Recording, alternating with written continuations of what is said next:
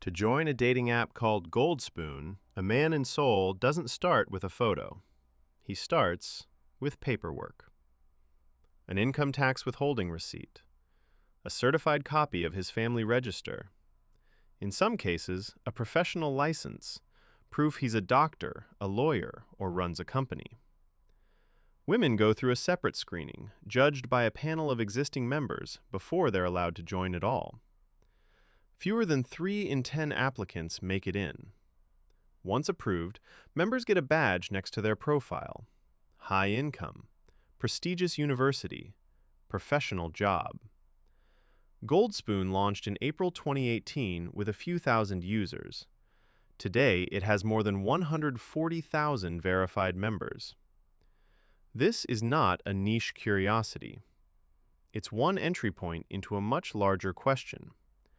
Why did a generation raised on the idea of romantic love start treating a first date like a loan application?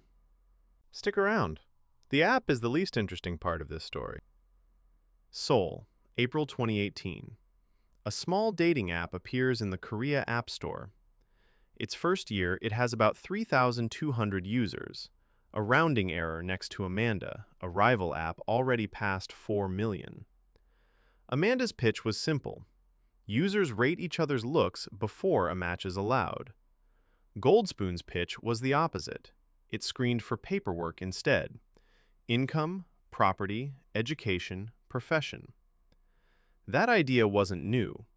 Offline marriage agencies like Duo had verified documents and matched people on specs for decades, just slowly, and for a membership fee running into the millions of won. What changed after 2018 is that the same model went digital and started to scale. Verification that once took a consultant and a 6-month package now happened inside an app, in days, for a fraction of the cost. So the real question isn't why an app like this exists. It's why, within a few years, it grew from a niche service for the wealthy into 6 figures of users. To answer that, the story has to leave the app and go to where the pressure is actually coming from. In late 2025, Duo, the same company that has published an annual marriage survey since 1996, released its latest report. It surveyed 1,000 couples married within the previous 2 years. Average total cost of getting married in Korea? 381.13 million won. About $267,000. Housing alone accounted for 322.01 million won of that, roughly 85% of the total. In Seoul specifically, the housing portion averaged 384.64 million won on its own. For comparison, a UK wedding averages around $27,000, and an American wedding around $34,000 in 2025.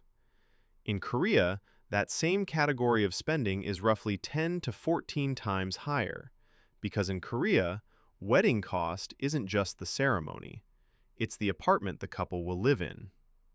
That single fact reframes everything that follows. A first date in Seoul isn't just the start of a relationship.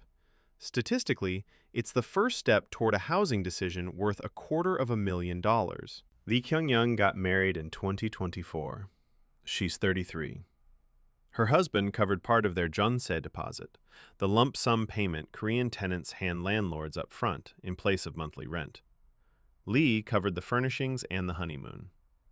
His savings weren't enough, so the couple took out bank loans.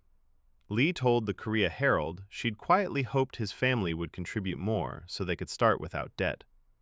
They couldn't. Her case is close to the national average. In 2004, the average Jeonse deposit for a newlywed couple was 154 million won.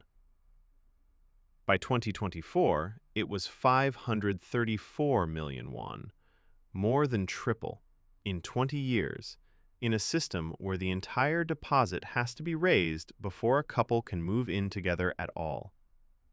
This is where financial screening stops being about vanity and starts being about arithmetic. If your partner can't cover their share of a deposit that size, that isn't a minor incompatibility. It's a plan that doesn't work. And the arithmetic runs deeper than the deposit itself. Under Korea's policy housing loan programs, an unmarried person's income is judged on its own. The moment a couple legally registers their marriage, their incomes are combined, and that combined figure can push them over the income ceiling for the very loans designed to help newlyweds. One woman, identified by the Korea Herald only as Yu, took out a 200 million won Jeonse loan at a preferential 2% interest rate specifically because she and her husband hadn't registered their marriage yet. Registering it would have pushed their combined income past the 75 million won ceiling for the newlywed loan program. She isn't an outlier. According to Statistics Korea data cited by the country's Anti-Corruption and Civil Rights Commission, the share of couples who delay legal marriage registration for more than a year after their wedding has nearly doubled, from 10.9% in 2014 to 19% as of the most recent count.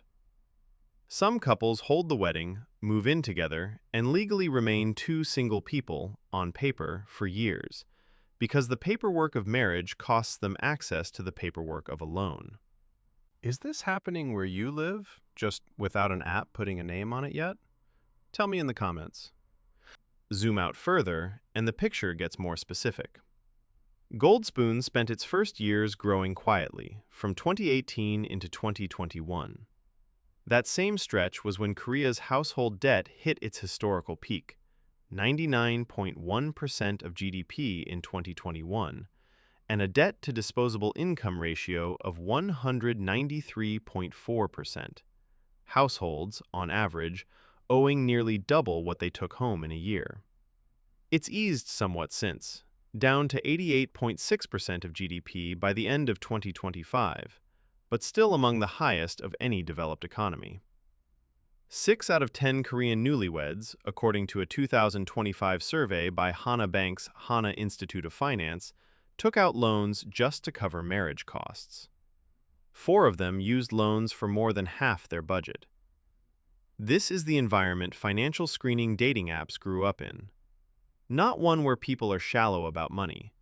One where an entire generation has watched debt become the default condition of adult life and started treating a partner's financial position the way a bank treats a borrower's credit history.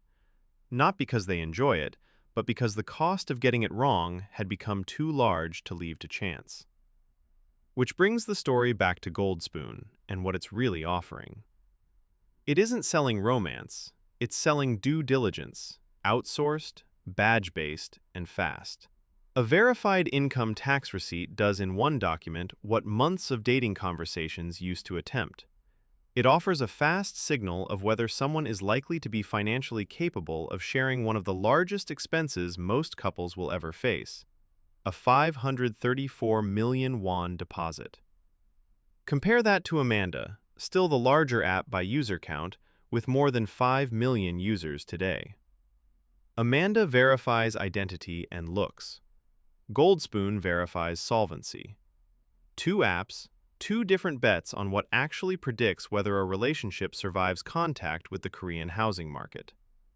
The badges, high income, prestigious university, professional job, aren't vanity labels. They're a simplified risk rating, not unlike a credit score, applied to a person instead of a loan. And the fact that fewer than 30% of applicants pass isn't a marketing gimmick. It's the app functioning exactly as designed, filtering out anyone who can't clear the same financial bar the housing market has already set. None of this started with an app. Goldspoon didn't create the pressure. It responded to it. Korea's household debt didn't rise because people wanted more debt. It rose alongside home prices that outpaced wages for 2 decades. Jeonse deposits didn't triple because landlords got greedier. They tripled because the real estate underneath them did. The same real estate that people like Lee Kyung-yeon and her husband had to borrow their way into, and the same system that pushes some couples to postpone the legal act of marriage itself just to stay eligible for a loan. An app that asks for a tax document before a first message is simply the most visible symptom of a housing market and a debt system that made choosing the wrong partner financially expensive in a way it never used to be. What this really shows is how deeply financial infrastructure, mortgage rules, deposit systems, debt-to-income ratios, can end up shaping something as personal as who two people choose to build a life with. Korea's marriage market didn't become transactional because Korean culture changed. It became transactional because the balance sheet behind every relationship got heavier, year after year, until it needed its own paperwork. The apps didn't financialize love, the economy did. The apps just built the interface for it. If this changed how you look at a first date, that was the point. Subscribe for the next one.